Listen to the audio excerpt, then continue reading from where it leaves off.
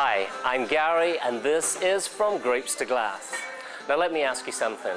How many of you make those long treks into the city to shop? We've all done it, but for those of us here in Brooklyn, those days are passing. Here in Brooklyn, you don't need to travel outside of your own neighborhood. I'm in Greenpoint, a neighborhood that's seen an incredible transformation. New shops line the main thoroughfare, galleries and playhouses are springing up in the side streets, and there's an abundance of new restaurants just to tempt that ardent foodie. But more importantly, there are wine shops. And then there's Dandelion Wine Shop, a new incredible boutique wine shop here on Franklin between India and Java. And tonight I hear they're having wine tastings with wines from the Mediterranean. So, what are we waiting for? Let's go and check it out.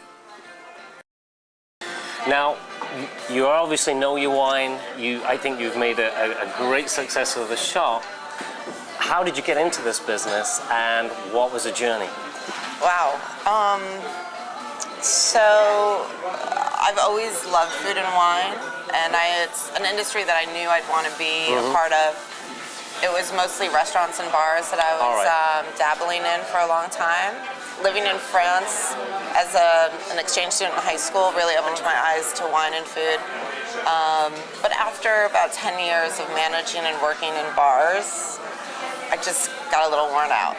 And I can imagine. Yeah. So I went and worked for a wine distributor.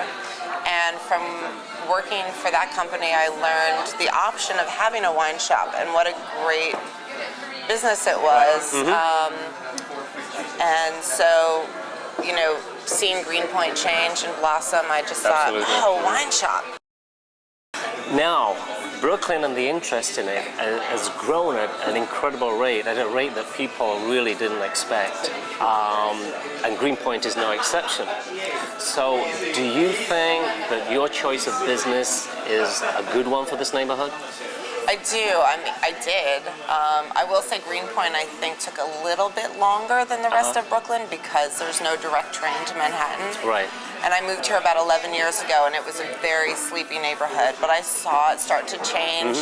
But I also saw a lot of businesses open and close because it was a little too soon. Right. So when I realized that we could use a wine shop, it was about the same time when things really started to develop here. And I mean, my biggest fear opening the wine shop was that somebody else was going to do it first, because I really did think it was going to be a hit. So you wanted to beat him off the mark? I did, yeah. And you did, I think. Did you? I think so. I mean, it's been such a great response from the residents, and I have the best customers in the world. I love people that live in Greenpoint. They're really open-minded. They're willing to try new things, and it just makes my job more fun and easier. Most people that I've seen come in the last 45 minutes, they all know you, they know your name, you know them, first name terms, and again, that's a unique feel about the shop. It's awesome. Yeah. I love it. I mean, I worked in a dive bar for years. All right. And it was that sort of environment where you walk in, everyone knows your name, you know, That's you fun. say, hey, you catch up. Absolutely. You know, you get to know, I mean, not the dive bar, but here at the wine shop, you get to know their kids and their parents, and I just, I mean, I'm getting goosebumps talking about it. Yeah, no, that's it's great. Awesome. It's like a little, it is a community and a little family that's here. Choosing wine, to me, and I know to a lot of people out there, it can be such an overwhelming experience. Yes. It really can. Now, how do you and your staff connect with the customer to help them make new choices in wine when they come in? So I think it starts just with the aesthetic of the store. We want to make it a comfortable environment for people to walk into. And we always acknowledge them when they walk in, say, hey, you know, we're here for you. Let us know if you have any questions or if you need a recommendation. And then most people do want a recommendation. And we start with questions. Their price point, what if they're having it with food, what type of food, what's the occasion. And I mean, by the time we ask them all their questions, we have a good idea. We have, you know, a handful of things that we'd like to recommend. Coming into the shop, I noticed it's really a fantastic space. It kind of reminds me of some of the places I visited when I traveled upstate. What was your idea behind the, what inspired you when you were designing the shop? I actually grew up on a farm upstate. Oh, really? And not only was my house, from the 1800s, farmhouse filled with rustic wood and rusty metal, but my mother's also a collector of antiques. She has an antique shop in Hudson, New York, which is upstate. And so she's probably one of my biggest influences when it comes to the aesthetic. The weathered wood and the metal, that's all very comforting to me. Right. And I really wanted to provide a comforting atmosphere for the customers. So I would have to say both my upbringing and my mom are my biggest influences. Well, one of the big focal points when I walked in the shop, Lily, was this wall. Right. And you must tell us something about it. I do understand that it is an ongoing, ever-changing piece of art. Is that right? It is. It wasn't originally supposed to be. I was on a very tight budget opening the shop. And I made multiple visits to the paint store, and I came across the chalkboard paint. And I thought it would fit in really nicely with the brick wall and the schoolhouse lights, sort of a rustic schoolhouse feel. And I thought it'd be a great tool to write, new arrivals and just to keep my customers updated with what's going on. But there's so many creative artists in this neighborhood that a week didn't go by where someone came in and asked if they could draw on the wall. And so people actually come in and they're actually contributing to the wall? Correct, so it's not you that goes up there every morning? No, I don't do that. All right, okay. Customers have expressed a desire for a place to go and drink wine on premise.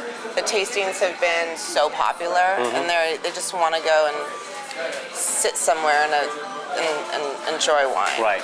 And that doesn't really exist in Greenpoint yet, so we've been talking about it. We've been talking about maybe opening something where people can enjoy wine on an on-premise environment. So that can be phase 2. Phase 2, yeah. Okay, well, you said wine tasting. I think we've asked enough questions just at the moment. So how about we go and do some wine tasting? Sounds great. Okay. Yes. We're going to taste some wine. We'll be back in a bit. Maybe. Certainly am. Right. So we'll jump over to Italy. Okay. And this is from Pepe Mazzoretti. This wine actually comes right out of Liguria. Okay. Which is all the way in the northwest. Right. All the way northwest. Rossese is actually the grape. And this is kind of like a lost indigenous varietal that really you never find any longer. He's making exceptional wine. It's sort of like the Cru Beaujolais right. of Italy. So this is quite a unique wine. It's very unique. There's only a couple producers left in the entire world that even make this wine. This is great. You don't even have to go outside your own neighborhood to enjoy something new and exciting and tasty. And I'm really enjoying this Italian wine here. And I think I'm going to stay around and have some more later. But Lily, thanks for having us over this evening. Thank you. Oh, one more thing. Do you have one piece of advice for the budding eniophile? Absolutely. I would say stay as open-minded as possible. Try as many wines as you can, because you don't know what you like unless you try it. And there's just so much out there. I always learn about new wines every day of my job, and that's why I love this job so much. So stay open-minded. Well, I've certainly learned a lot, and as I said, I think I'm going to stick around and learn a bit more. But do check out the Dandelion website and come to some of the tastings and try some of the fantastic wine that Lily has picked out especially for you. And remember, wine's an adventure to be enjoyed from grape to grape and from glass to glass. I'm Garry, and this is from Grapes to Glass. Cheers. Oh, we're doing that way.